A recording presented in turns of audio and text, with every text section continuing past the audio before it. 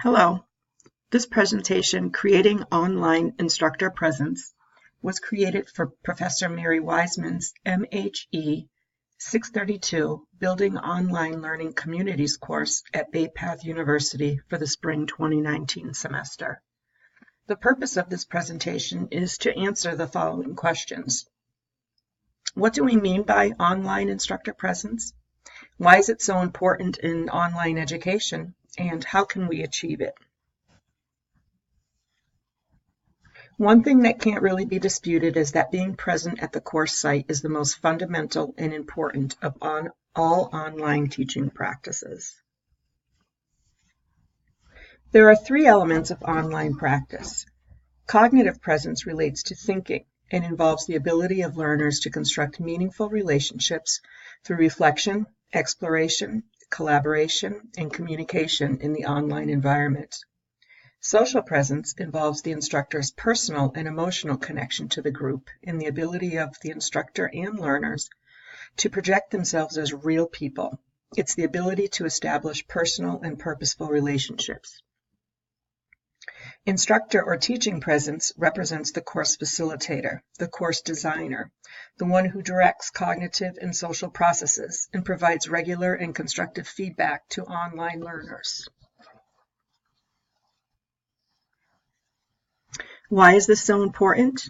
Admittedly, my rationalization for choosing this topic stems from one of my early student evaluations as an online instructor. The student said, "She just came in like a ghost at the end of the week and graded our papers." That hit a nerve, as well it should have. But bottom line, a myriad of studies have indicated that frequent student-faculty contact in and out of class is the most important factor in student motivation, involvement, and performance. Increased presence of the instructor will boost student social and cognitive presence. Students believe that instructors who post often are enthusiastic and possess greater expertise, translating into higher levels of student satisfaction and learning. So presence is related to students' perception of quality teaching. Some students indicate that postings by an instructor may be the only way they know that the teacher is present in the course during the week. Increasing presence by the instructor will help reduce student frustration from their perceptions that they may not be receiving enough feedback. And students in online environments expect the teacher to be present in the course immediately and in multiple ways. So we've learned that it's important for online instructors to actively and visibly engage with students in their teaching and learning process, perhaps even with greater intentionality than in face-to-face courses. We know that we need more nurturing in planning in an online course environment for a learning community to develop. The instructor must do more work to demonstrate presence than in an online classroom where the students are right there in front of them. So just like in all classes, students want to know that we care. Regular, thoughtful daily presence shows the students that the faculty member cares about who they are, cares about their questions and concerns, and is generally present for them to do the mentoring, guiding, and challenging that teaching is all about. Theodore Roosevelt understood this when he said, "Nobody cares how much you know until they know how much you care."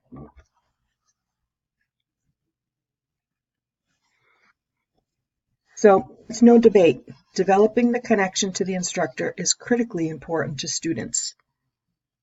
According to Joanne Dunlap, in 8 Lessons Learned from Teaching Online, she says high touch is more important than high tech.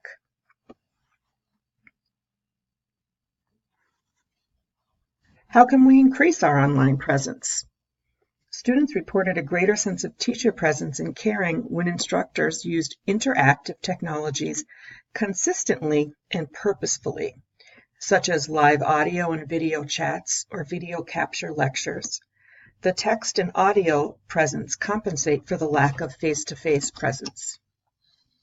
Students also got a sense of teacher caring when the instructors posted frequently invited student questions and responded quickly to those questions when they provided detailed feedback on student assignments and asked for and responded to student feedback about the course.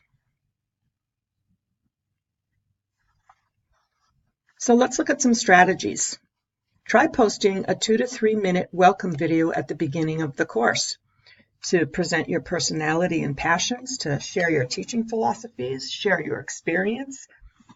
Try using digital storytelling to establish social presence, because in a live class, they can see you, they can see how you dress, how you carry yourself, hear your voice, your inflections, your sense of humor.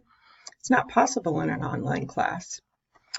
This can help to reduce the perceived distance an online student may experience during the course. I do this with a simple screencast-o-matic. I got a picture of part of my family here from that screencast. Since I teach mostly in TAWC, I always tell students about my background in education.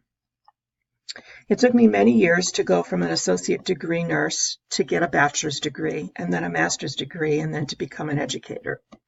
I did this while working and raising a family as a single parent. I find that students really appreciate that I can identify with and understand where many of them are in their lives. Ask the student to do their own introductions however they want. They can write it, they can screencast it, they can video it, they can voice thread it.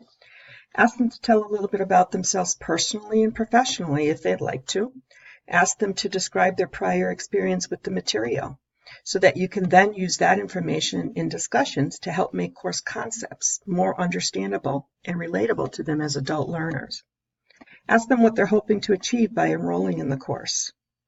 You might want to do another course introduction and review things like your specifics about communication, how you prefer to be contacted, how often you'll be checking the discussions and your emails, how they can contact you to schedule a phone call, share the college policies about these things, remind them to use the question and answer form in Canvas so that all the students can benefit from the answer. Outline expectations and be clear about how long they should expect to dedicate to the course a week. You might want to customize the course roster, make a separate document to write pertinent observations about each student. Have students post an actual picture to the discussion forum. Bonding with students is much easier when we can connect a face to a name. Photos can build authenticity into interactions. You can lead this effort by having your picture already in the course when it opens to students. Set up announcements, weekly video announcements with reminder about assignments, due dates. These can be done ahead of time if you like, and you can set the release date for the future, or you can post them as the session progresses. Post unit or weekly summaries. A weekly summary in writing or video or audio is a great learning tool that allows instructors to recap themes presented in student submissions, to review important concepts, to ask additional questions, or transition to the next topic. Maybe you can point out students that did exceptionally well, or provide broad feedback about how the students performed on a certain assignment. You can highlight course relevance in the industry news. This is particularly important so students can immediately associate the news and information with the course content. I usually use information that I get from several sites, online groups, and blogs that I belong to. I post these as announcements or in a discussion if it's relevant, and students usually comment on them and mention the benefits in my course evaluations. For example, in a health policy nursing course, I post updates on the Affordable Care Act and links to the healthcare legislation that's currently under congressional review, which can potentially impact the treatment of patients. Present in weekly discussions. I generally tell students that I check emails twice a day and the discussions at least daily. Use anecdotes from the field that will supplement the week's critical resources. Maybe create a short audio or video recording that shares your experience. Prepare open-ended discussions that invite responses, questions, discussions, and reflections. Ask Socratic follow-up questions. Why do you think that? What's your reasoning? Is there an alternative? Ask clarifying questions.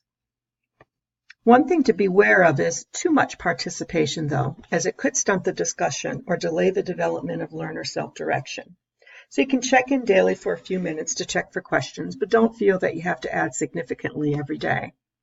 Use collaborative tools. Let them know that you are available for live interaction using phone calls, FaceTime, Zooms. There are so many different tech tools that can be used. Depending on your time and talent, you may want to try a podcast as a supplementary resource so that students can listen wherever they are. Screencasts are excellent for situations where a visual demonstration would be helpful. Word cloud tools create graphical representation of words and are great for presenting themes. VoiceThread is a real neat tool in Canvas that allows you to replicate the types of interaction that occur naturally in traditional classrooms. VoiceThread is like a multimedia discussion board that allows students to post comments via audio, video, or text. An instructor can upload a video or annotate a picture as an initial starter post, and then students can reply in any mode they prefer.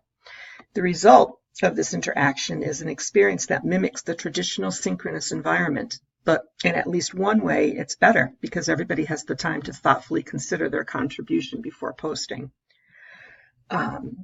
Other types of presentation tools are Powtoon, Spark Adobe, Prezi.com, Flipgrid.com. You can use CreatePictograph.com for infographics, or a pictochart rather. Simulation software is really great for doing different healthcare scenarios. Provide detailed and timely feedback. Use the audio choice in the feedback area of Canvas or post a video. Give specific, meaningful, individual feedback so they can hear the inflections and positivity in your voice. Use comments and annotations in all grading. Suggest where they can get assistance with problems. Suggest tutors, advisors. Ask students for their feedback early and throughout the course. At the end of the unit, you might want to ask, was the information clear, or were there any points you don't understand? You can also ask questions specifically about how your role as an instructor was. Use a simple email or a discussion forum. How could your learning experience be improved? Is the timeliness of my response helpful? Are the types of responses you're getting helpful? Is there anything I could be doing for you? Students usually appreciate just being asked. And finally, try to make one personal email communication to each student at least once.